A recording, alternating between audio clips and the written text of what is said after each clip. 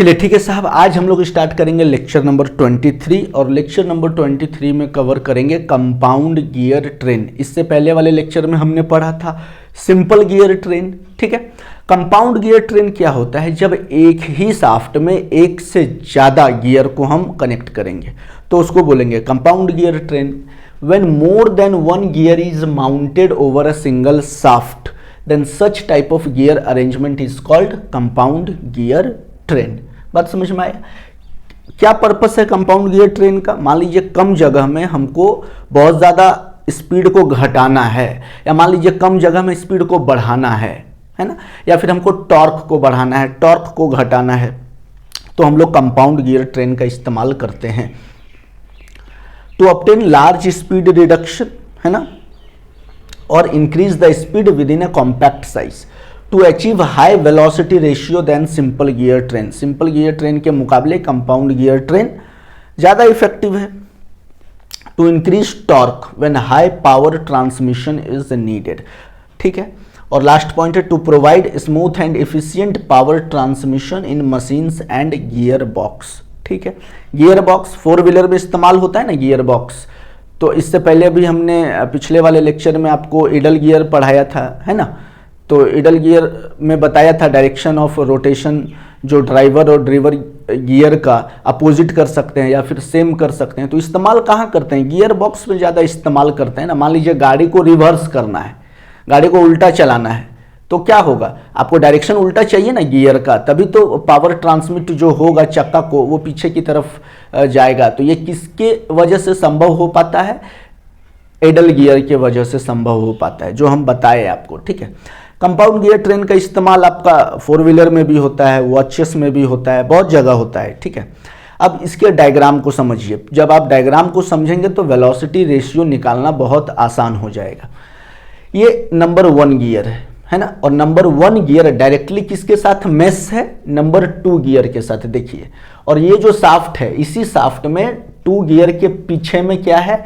Number 3 gear लगा हुआ है। एक ही शाफ्ट में दूसरा नंबर और तीसरा नंबर गियर है। ठीक है, यहां पर देखिए आप समझ में आएगा। ये शाफ्ट है, यहां पर टोटल कितना शाफ्ट है? 1 2 3 4। तो यहां भी हमने टोटल 4 शाफ्ट बनाए हैं। देखिए, एक ये लंबा वाला शाफ्ट है, 1 2 3 4, है ना। अब देखिए, ये नंबर 1 शाफ्ट है, ये सेपरेट है, एक शाफ्ट में सिर्फ एक ही गियर है ना। लेकिन ये किसके साथ मेश्ड है? 2 के साथ मेश है। दूसरा नंबर शाफ्ट है ना, ये दूसरा नंबर शाफ्ट है, तो दूसरा नंबर शाफ्ट में ये दूसरा नंबर गियर और तीसरा नंबर गियर एक ही शाफ्ट में कनेक्ट है साहब। तो आप देखिए, ये दूसरा अगर आप ध्यान से देखेंगे तो नंबर 2 और नंबर 3, हाँ देखिए, ये नंबर 2 और नंबर 3 एक ही शाफ्ट में कनेक्ट है। ध्यान से देखिए, नंबर 2 और नंबर 3, ये सिंगल शाफ्ट में 2 भी है और 3 भी है, एक ही शाफ्ट में। और फिर 3 किसके साथ मेश है? 4 के साथ मेश है। तो आप देखिए, ये 3 ये शाफ्ट नंबर 4 के साथ मेश है ना। और 4 किसके साथ मेश है? किसी के साथ मेश नहीं है। 4 और 5 एक ही शाफ्ट में है। तो आप देखिए, 4 और 5 ये एक ही शाफ्ट में है। और नंबर 6 सेपरेट है, नंबर 6 में एक ही गियर है, तो नंबर 6 शाफ्ट में एक ही गियर है। तो जिस शाफ्ट में, देखिए ये नंबर 2 है, तो इस शाफ्ट में 2 नंबर गियर और 3 नंबर गियर कनेक्ट है, तो ये कंपाउंड शाफ्ट हो गया। इसमें भी आप देखिए एक से ज़्यादा शाफ्ट कनेक्ट है, ये वाला और ये वाला, तो ये भी कंपाउंड शाफ्ट हो गया। बात समझ में आया ना, है ना।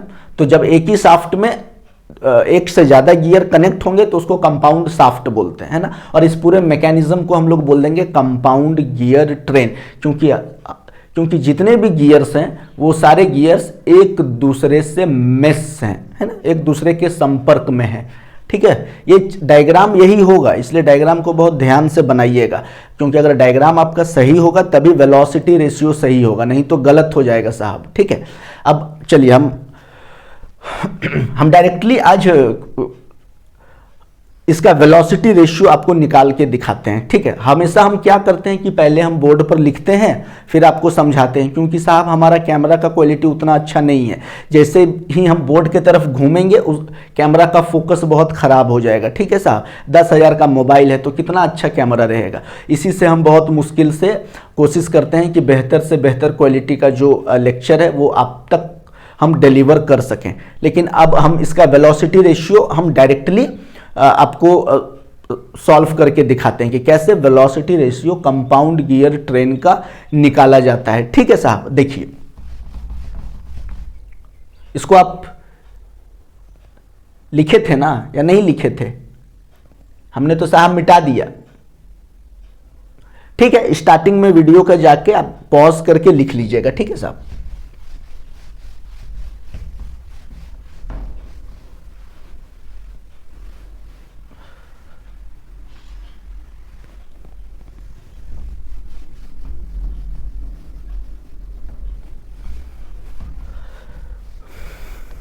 डायग्राम यही रहेगा साहब। नेक्स्ट टॉपिक आपका रहेगा velocity ratio of compound gear train. Velocity ratio of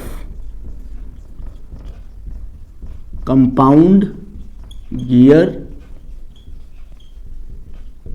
train. ठीक है, अब कैसे निकालेंगे देखिए। सबसे पहला वन किसके साथ डायरेक्टली मैच है, ध्यान से देखिए। वन किसके साथ मैच है? टू के साथ। यहां भी देख रहे हैं ना, डायरेक्टली मैच है गियर वन गियर टू के साथ।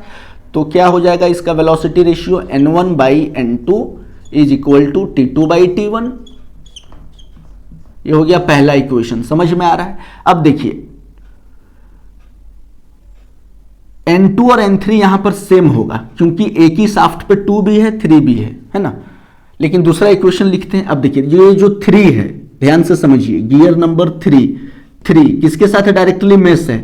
4 के साथ। तो हम लिख सकते हैं n3 by n4 is equal to t4 by t1 लिख सकते हैं। इसको इक्वेशन नंबर 2 दे दीजिए। ठीक है, और यहां पर देखिए 5 किसके साथ डायरेक्टली में से? 6 के साथ। यहां भी आप देख सकते हैं 5 नंबर 6 के साथ में से। तो क्या लिख सकते हैं? n5 by n6 is equal to t6 by t5।